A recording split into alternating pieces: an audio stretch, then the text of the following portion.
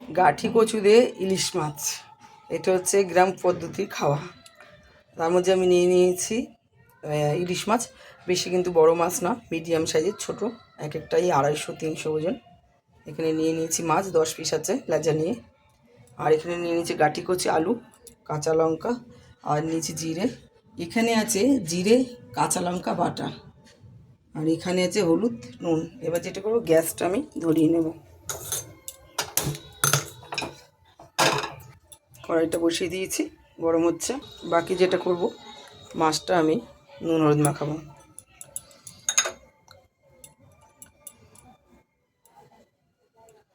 এবার আমি এটা মেখে নেব। এই গাঠি কচুতে ইলিশ মাছ অ্যাকচুয়ালি তো গ্রামের পদ্ধতিটা, গ্রামের দিকে রান্না টান্না হয় এটা। আমার মামা বাড়ি হচ্ছে গ্রামে, আমি ওই দিকেই খেয়েছি এই রান্নাটা, মানে নামখানা। মাছটা আমার মাখা হয়ে গেছে। এই মাছটা কিন্তু আমি কাঁচাই দিব, মাছটা কিন্তু আমি ভাজবো না। মাছটা মেখে রেখে দিলাম। কড়াইটা গরম হয়ে গেছে, দেবো তেল। একবারই আমি তেলটা দিয়ে দেবো। তেলটা গরম হচ্ছে, তেল গরম হয়ে গেছে, দেবো গোটা জিরে। গোটা জিরেটা ভালো করে ভাজা হচ্ছে, এটা একদম একটু ভালো করে ভাজতে হবে। এবার দিয়ে দেবো গাঠি কচু।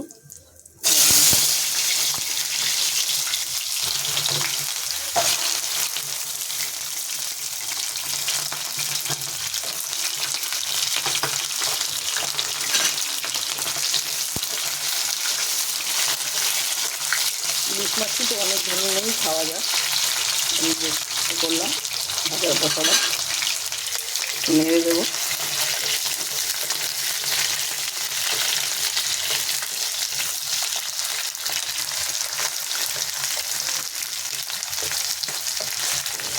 এগুলো বেশি লাল করে ভাজবো না, মিডিয়াম ভাজবো। যা লাল হবে বাকিটা যেমন ভাজবো সেগুলো।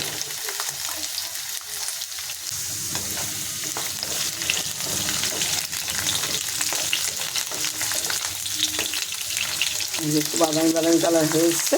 এবার আমি দিয়ে দেবো এই মশলাটা, আর জিরে আর কাঁচা লঙ্কা বাটা।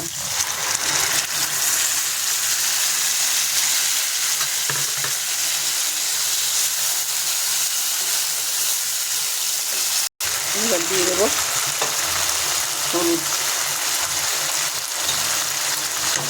দিয়ে দেবো নুন পরিমাণ মতো। মাছে কিন্তু আমার নুন দেওয়া আছে। দিয়ে দেবো কাঁচা লঙ্কাটা।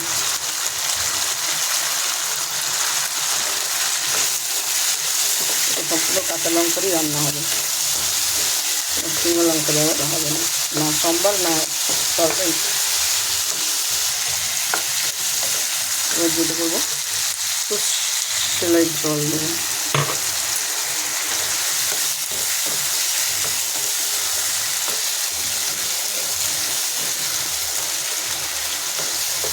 তরকারিটা খুব ভালো লাগে খেতে।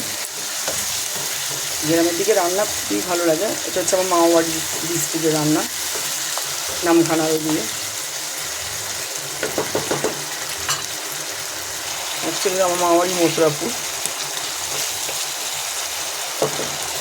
এটা ওই দিকেরই রান্না, এটা ওই দিকে রান্না, কিন্তু আমি আবার নিজের থেকে বললাম, ওরা এইভাবে করে না, ওরা অন্যভাবে করে। ওরা দেয় 5 ফোড়ন, আর ওরা কাঁচা মাছ দেয় না, ফিরে দেয়। এটা আমি নিজের থেকে করছি দেখি, কিন্তু আমি বানিয়ে খেয়েছি বাড়িতে, খুব স্বাদ হয়েছে, খুব ভালো লেগেছে। আমি এর আগেও খেয়েছি করে।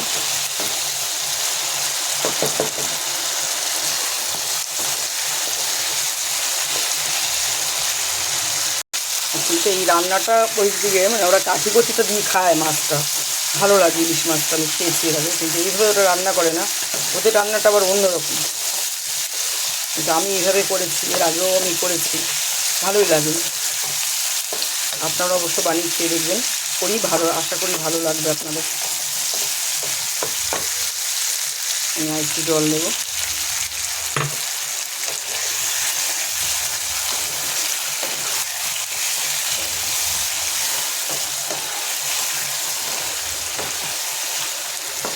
এবার যেটা এটা অ্যাড করবো, এটার মধ্যে একটু আমি চিনি অ্যাড করবো, অল্প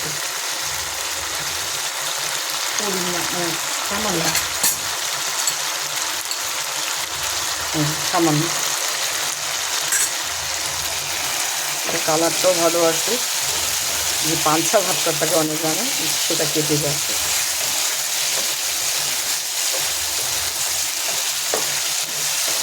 আপনারাও অবশ্যই খেয়াল করবেন, যেসব জিনিসে পাঞ্চা ভাত সেগুলির মধ্যে একটু চিনি দিলে সেটা কিন্তু ভালো লাগে খেতে।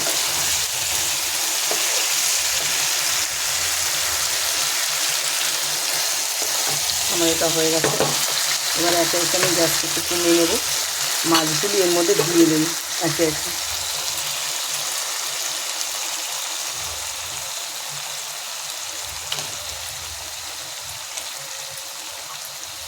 ছোটো মাছ হলে খুব স্বাদ ওই মাছগুলি। এখন বড় মাছের থেকে ছোটো মাছ মনে হয় বেশি স্বাদ। হয়ে গেছে, আমি ঝোলটা দিয়ে দিলাম।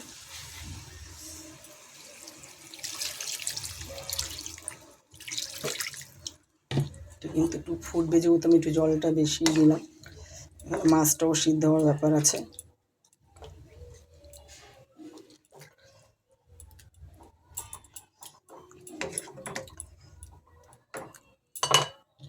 একটু স্লাইড জল দেব। এবার আমি এটা যেটা করব, ঢাকা দিয়ে দেব, গ্যাসটাও বাড়িয়ে দেব। এবার আমি এটা খুলব, খুলে কটায় যে গোটা কাঁচা লঙ্কা দিয়ে দেবো। এটা হচ্ছে আমাদের গাছের কাঁচা লঙ্কা, গোটা কাঁচা লঙ্কা দিয়ে দিলাম, এই গন্ধটা আসবে খুব সুন্দর। এবার আমি গ্যাসটা কমিয়ে দেবো, ঢাকনাটা খুলব। এই যে মাছটা আমি একটু উল্টে দেবো। এবার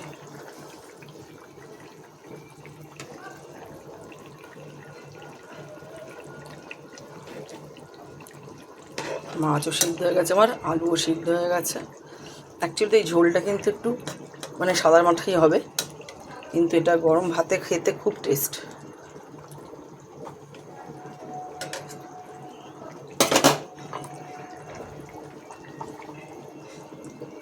যা,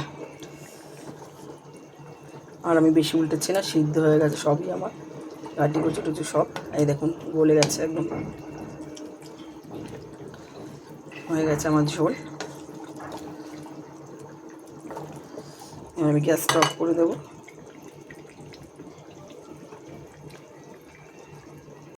এবার যেটা ঝোলটা তো হয়ে গেছে। এবার এই যে কাঁচা লঙ্কাগুলো আমি যে দিলাম, আমি কিন্তু প্রত্যেকটা তরকারিতে দেখবেন আমি কাঁচা লঙ্কাটা ডলে দিই, ওইটা একটা আলাদাই একটা গন্ধ আসে। তবে এটা হয়ে যাওয়ার পরে দেবেন ডলে, তবে গন্ধটা কিন্তু একটা খুব সুন্দর বেরোবে, খেতে প্রচুর টেস্টি হবে। আচ্ছা, দুটো উঠছে, দুটোই দিই। দেখুন এই যে এইটাকে আমি ডলে দেবো এইভাবে, হয়ে গেছে। এটা আমি দিয়ে দেবো এইভাবে। এবার আমি নামিয়ে নেব তরকারিটা।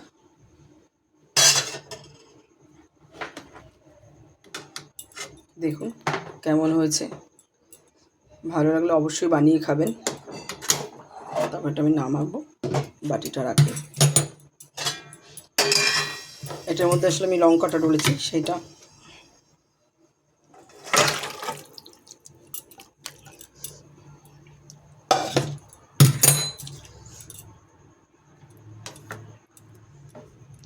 দেখুন গাটি কচু দিয়ে ইলিশ মাছ, অবশ্যই আপনারা বানিয়ে খেয়ে দেখবেন, খুব টেস্ট।